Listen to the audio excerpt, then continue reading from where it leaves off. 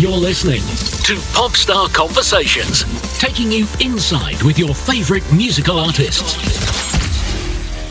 This week, Chuck and I are sitting here with the legendary Mr. Tony Bennett. Tony, welcome to our show. Tony, it's a pleasure to have you here.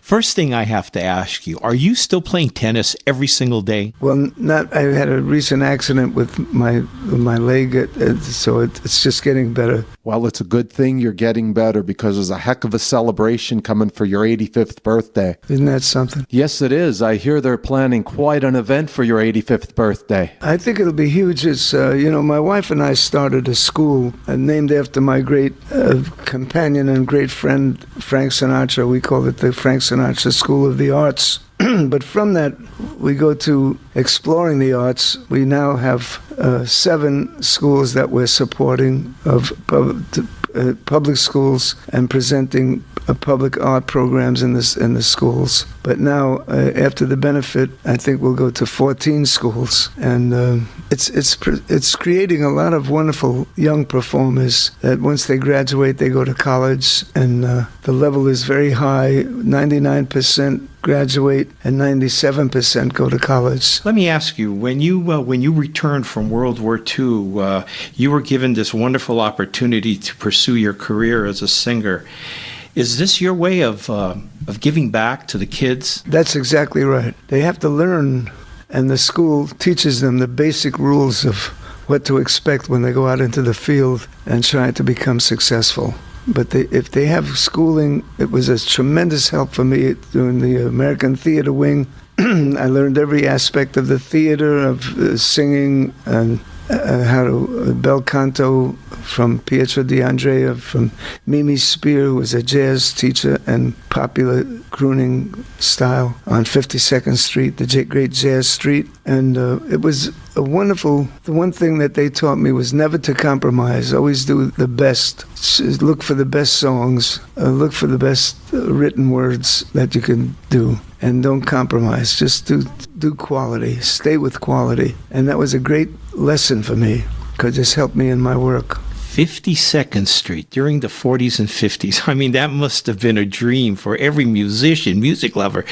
All those incredible artists, those great clubs. The best. Miles Davis, Charlie Parker, Errol Garner, Stan Getz. They were all on that street. Billie Holiday was singing on that street. Count Basie, the best musicians in the world. And all these little tiny clubs, almost an imitation of New Orleans, but only right in the middle of Manhattan, on one little street. Let me ask you, how, being this white kid in predominantly all black clubs, how did you get in? How did they allow you in? They allowed me to sneak in, and I'll never forget being a youngster. At 3 o'clock in the morning, they would close the club up, but they kept playing, and they would play until the morning, and we would come out at 11:30 in the morning, and the sun would blind our eyes, from being in the dark all night long, listening to the great music. Well, those must have been some pretty amazing nights. But then you became the first white singer for Count Basie. Yes, that's true. Mm-hmm. Whatever happened to those artists playing in those small clubs? It seems like that culture is completely gone. It is. It's become more dissonant. I believe in melody and harmony.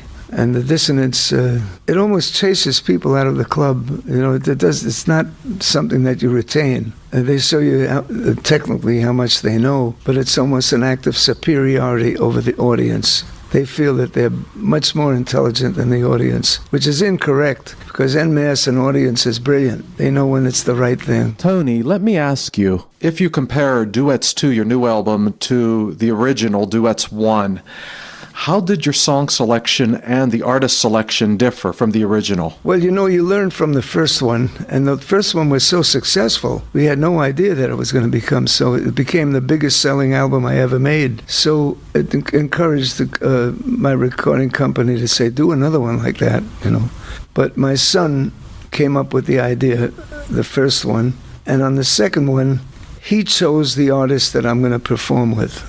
And we learned a lot from the first one. But the difference is that this is much more exciting, because now Sony Columbia is so excited about doing it that they gave us the financial support to go to different countries of the world where the artists are. So I went to Italy with Pisa and with Andrea Bocelli. In his home, he had a recording studio. We recorded there, and we filmed it with a film crew that won the Academy Award just for filming the movie Chicago. So they were with us, but at the end of the recording session, after we recorded with him on a beautiful living room table, he had the whole crew that we had with us. He gave us a beautiful Italian meal.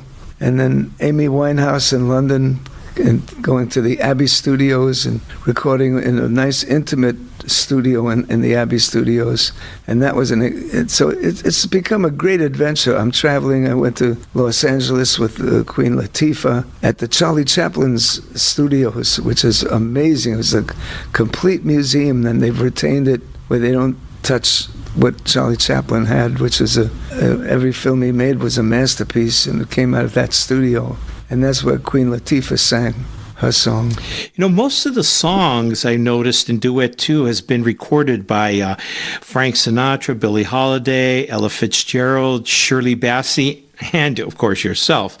Are these songs that you've been performing for years? Yeah, these are songs that either I have in my performance or I recorded. But they all sold very well through the years, and they held up as performing songs through the years. So we decided to do those for the second album. Tony, let's talk about the song Blue Velvet. I believe you recorded it back originally in 1951. How does it feel 60 years later now, going back and recording it with new artists? Well, I'll never forget the first time, because it was my mom's birthday, and I said, Mom, where would you want to go for your birthday? And she said, well, I hear Ella Fitzgerald is singing at Birdland, and that's my favorite singer. So could we go see her? And we went there, and she was wonderful. And she came to my table, and I'll never forget this, because I was a new singer, and I didn't know too much about what was going to happen. And she said, I said, thank you for meeting my mother. This is her birthday. And she said, Ella Fitzgerald said to me, I love your recording of Blue Velvet. I couldn't believe that. The great Ella Fitzgerald liked one of my records, and I've never forgotten it as long as I live. Wow, that almost summarizes a complete career. What I found was really fascinating that is a lot of the songs on the new record, they were composed in the 20s, 30s, and 40s, and they were composed by the greats, Kahn, Gershwin, Porter. And here we are many years later, and people are still really drawn to these songs and all of this material. Why is that? Mm-hmm. In my country, in the middle of the 20s, 30s, and 40s, there was a group of Jewish composers of George Gershwin, Irving Berlin, and not all Jewish, but Johnny Mercer, and there was Harold Arlen, just Jerome Kern, gorgeous, gorgeous composers. And it was a renaissance of the beginning of talkies in the movies. So from Broadway, theater, and films,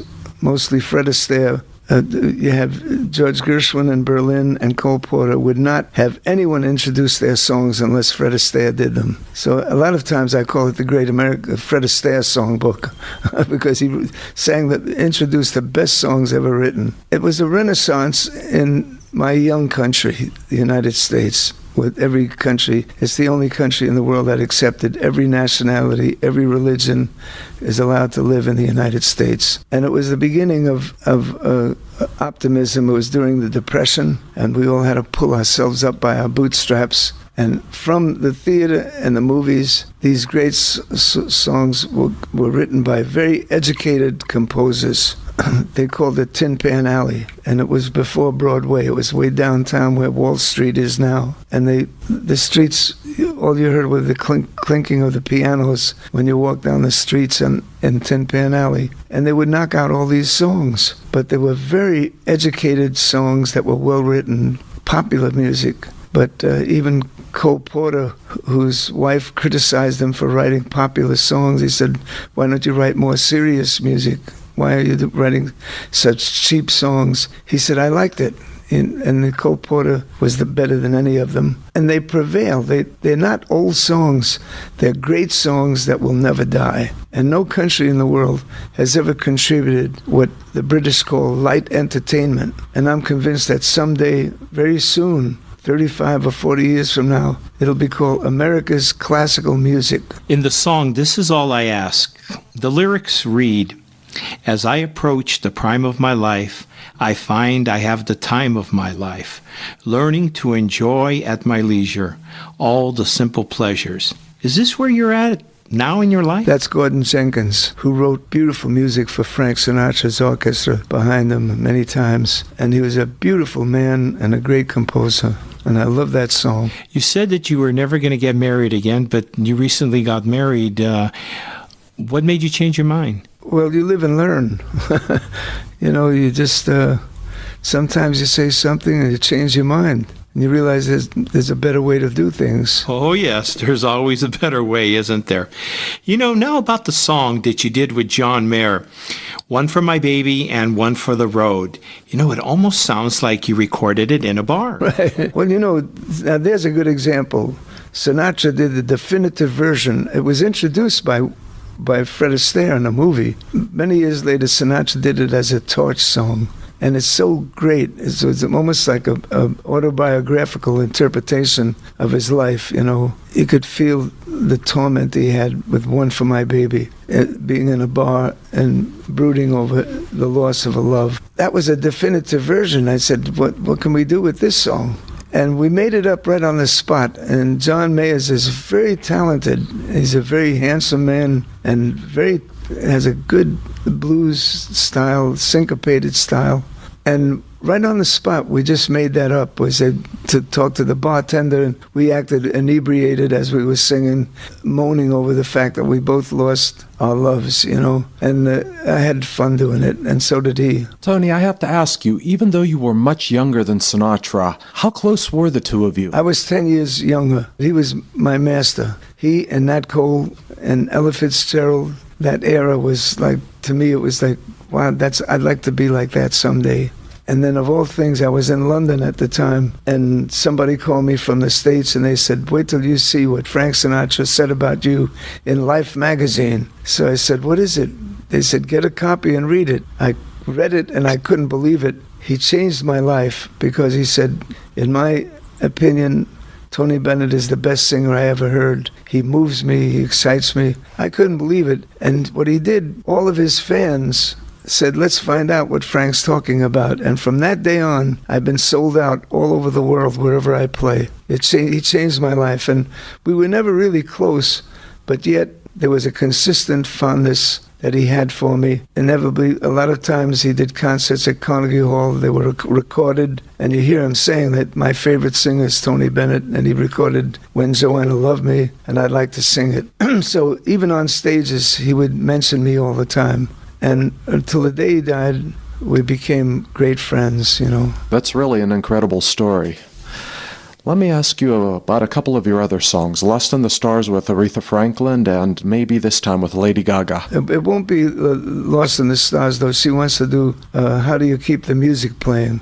Aretha wants to do that one. And Lady Gaga, I met her, the first night I met her, it was for an organization called Robin Hood, which are the height of very rich people. And one night we did a benefit with Lady Gaga, and in one night we raised $50 million for the poor people of Manhattan, for poverty. So I met Lady Gaga for the first time with her mother, father, and her boyfriend. And she's a very sweet little Italian-American girl. I thought when I said to her, I'd love to have you record with me, she would say, well, if we do it, this is how I have to do it. She didn't act like that. She said, she showed me how positive she was about it. She said, I would love to do it, and anything you want me to do, I will do for you. So it's so wonderful. So I can't wait to sing. And that, Aretha Franklin and Lady Gaga, When we finish that, the album will be finished and be released in the fall. And Duets 3 will be released on your 90th birthday? There'll be 2 albums, Volume 1, Volume 2. After that, we'll make up other ideas for records. You're like fine wine. You're getting better with age. I'm very fortunate. I have my health, and I've never felt better in my life. I have a wonderful wife who takes good care of me and makes me eat good foods and has me sleeping well, and so I'm very blessed with a good life. You've had your challenges over the last couple of decades, but right now, the way things are going, you must be having the time of your life. I've never sold more records. It's funny. I mean, I'm more popular now than I was when I was younger. So it's very nice. What I'm really trying to prove, if I get lucky enough to not run into any accident, and if I keep my health, I really want to prove to the world popularity, to prove that if you take care of yourself naturally every day, that you can get better as you get older. I want to really try and prove, if I get lucky enough, to sing better at 90 than I did when I was 20. Tony, just like Chuck said, you'll just keep getting better. This was great. Thank you so much for being with me. Thank you again for listening to Popstar Conversations. Be sure to click the subscribe button below and hit the red bell so that you'll be notified of our next exclusive interview. Thank you for listening to Popstar Conversations. Please join us again for another conversation with your favorite musical artist.